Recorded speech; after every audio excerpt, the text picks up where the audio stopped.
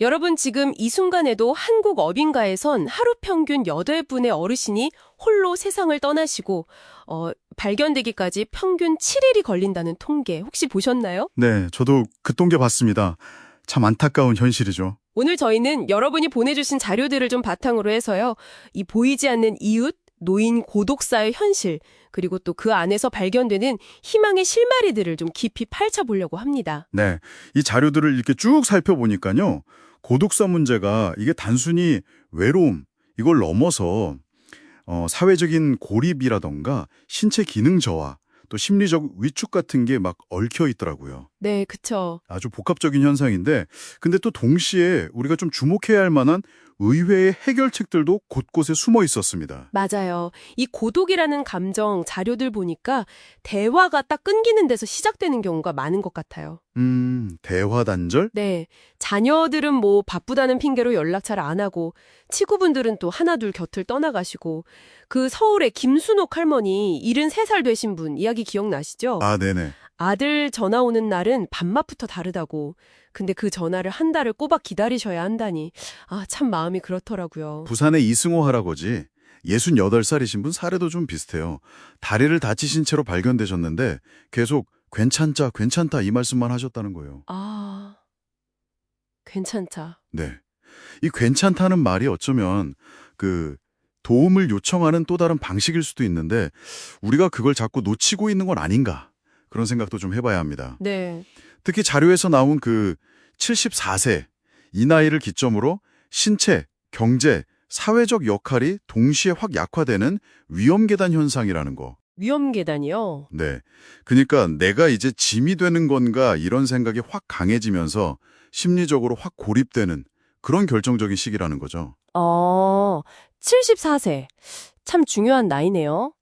근데 또 바로 여기서 우리가 보내주신 자료들 속에서 희망을 찾을 수 있는 거 아니겠습니까? 맞습니다. 인천 박순자 할머니, 79살 되신 분 사례처럼요.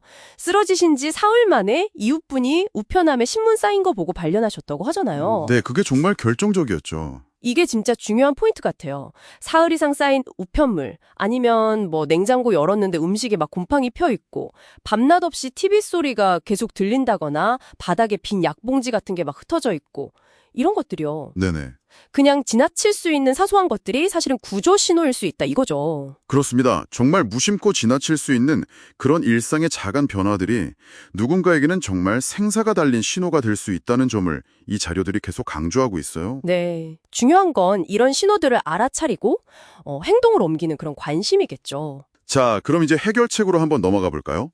여러분 보내주신 자료 중에 진짜 좀 뜻밖의 방법이 있었어요. 바로 발바닥 자극입니다. 아, 발바닥이요? 네, 그 신경이 많이 모여있는 발을 자극하는 게 감정 조절이랑 관련된 뇌 영역을 활성화시킨다. 이런 연구 결과가 있더라고요. 흥미로운데요. 네, 강서구 보건소에서 발가락 체조하신 어르신 말씀이 딱 그거예요. 발가락 꿈지락거리니까 마음도 같이 펴지는 것 같더라고요. 집에서 그냥 빨래 널거나 발 마사지볼 굴리는 것도 비슷한 효과가 있다고 하고요. 아, 그렇군요. 심리적인 접근법으로는 그 생애회고 치료라는 게 좀 눈에 띄었어요. 생애 회고 치료요? 네, 뭐 과거 사진이나 일기 같은 거 보면서 좋았던 기억 떠올리고 이야기 나누고 그냥 그런 것만으로도 무기력감이 41%나 줄어든다는 연구 결과가 있더라고요. 상당히 인상적이죠. 와, 41%나요? 대단하네요. 그리고 또 그 수원의 반짝이는 대화 카페 사례처럼요. 매일 한 10분 그 정도 짧게 그냥 안부 전화하는 거 있잖아요. 오늘 차는 뭐 드셨어요? 라든지 이번 주에 제일 기뻤던 순간은 언제였어요? 뭐 이런 거요. 네네. 이런 통화만으로 참여하신 분들 92%가 10년 만에 웃어봤다 이렇게 응답했다는 건 정말 아주 작은 연결 그리고 작은 기대감 이게 얼마나 큰 힘을 갖는지 보여주는 것 같습니다. 와, 92% 정말 대단한데요. 아, 그리고 그 하버드대 연구 결과는 진짜 놀랍지 않아요? 냉장고에 그냥 내일 아침엔 계란 프라이 먹어야지 이런 아주 소소한 계획, 적은 노란 메모지 하나 붙여놓는 거요. 네, 그거요. 그것만으로 자살 충동을 34%나 낮출 수 있다니 정말 아주 작은 내일에 대한 기대감, 이게 중요한 거네요. 그렇죠. 기대감. 일본의 1원 카페처럼 아주 저렴한 비용으로 소속감을 느끼고 사람들 만날 수 있는 그런 공간의 중요성도 자료에 나와 있었고요. 맞아요. 만남의 장소. 그 82살 할아버지 말씀이 참 기억에 남아요. 카페 친구들이 내일 나를 발견해 줄 거다. 이게 진짜 사회적 안전망이구나 싶더라고요. 맞습니다. 결국 이게 다 관계 그리고 역할의 문제인 것 같아요. 단순히 도움만 받는 게 아니라 내가 여전히 쓸모있는 존재다. 이걸 느끼는 경험이 중요한 거죠. 아, 쓸모 있음. 직접 만든 반찬 파시고 아이고 할머니 반찬 너무 맛있어요. 이런 칭찬 들으시면서 우울감이 41%나 줄었다는 거. 와, 그것도 41%네요. 네. 그리고 독일의 세대 공유 집처럼 어르신이 아이한테 뭐 상추 심는 법 알려주고 그러면서 교감하는 모습도 마찬가지고요. 서로가 서로에게 이렇게 긍정적인 약이 되어주는 거죠. 서로가 약이 된다. 멋진 말이네요. 네. 그런 관계 형성이 핵심입니다. 그럼 우리가 진짜 일상에서 바로 해볼 수 있는 건 뭐가 있을까요? 자료 보니까 동주민센터 찾아가서 저 혼자 삽니다. 이렇게 알리는 것부터 시작할 수 있겠더라고요. 네, 그게 중요하죠. 그걸 통해서 뭐 밑반찬 배달이나 목욕 서비스 같은 필요한 지원하고 연결될 수도 있는 거고요. 그리고 혹시 모를 위급 상황 대비해서 119 긴급 전화, 화장실 비상벨, 또 넘어지면 자동으로 신고된다는 경기도 생존 팔찌 같은 거요. 아, 생존 팔찌. 네, 보건소에서 무료로 설치해 준다니까 이런 정보도 알아두면 좋겠고요. 집 안에서 아주 쉽게 할 수 있는 그런 소소한 활동들도 제한되어 있었죠. 맞아요. 3가지 홈 트레이닝. 네. 뭐 아침에 창문 열고 좋은 아침 이렇게 외쳐보는 거. 네. 또 동네 가게 가서 일부러 계란 한 개만 주세요. 이렇게 말 걸어보는 거. 아, 일구러 말 걸기. 네. 그리고 TV 보면서 등장인물한테 거기 서봐 하고 대화하듯이 말 걸어보는 거예요. 부산 91살 최할머니는 이걸로 매일 3번씩 웃으신대요. 정말요. 재밌네요. 네.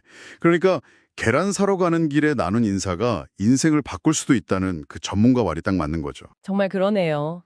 아, 오늘 여러분 덕분에 이 고독이라는 깊은 바다를 함께 헤엄치면서 뭔가 희망의 등대를 여러 개 발견한 그런 기분입니다. 네, 저도 그렇습니다. 들어보니까 뭐 거창한 해결책들이 아니었어요. 그쵸? 네. 그냥 냉장고에 붙인 노란 메모지 한 장, 이웃에게 건네는 설거지 힘드신데 제가 좀 도와드릴까요? 이런 말 한마디? 네, 아주 작은 것들이죠. 이런 작은 관심과 행동들이 고독사 위험을 무려 62%나 낮춘다는 연구 결과가 있더라고요.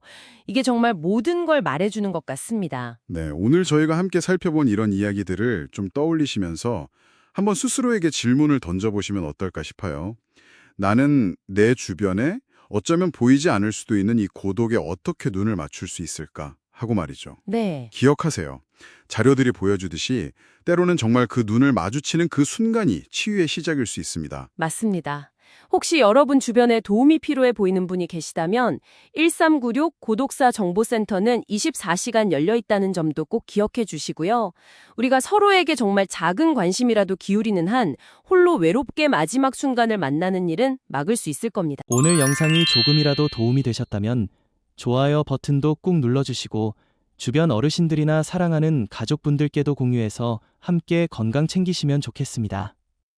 여러분의 작은 관심과 행동 하나가 또 한 분의 소중한 생명을 지키는 귀한 행동이 될 수 있습니다.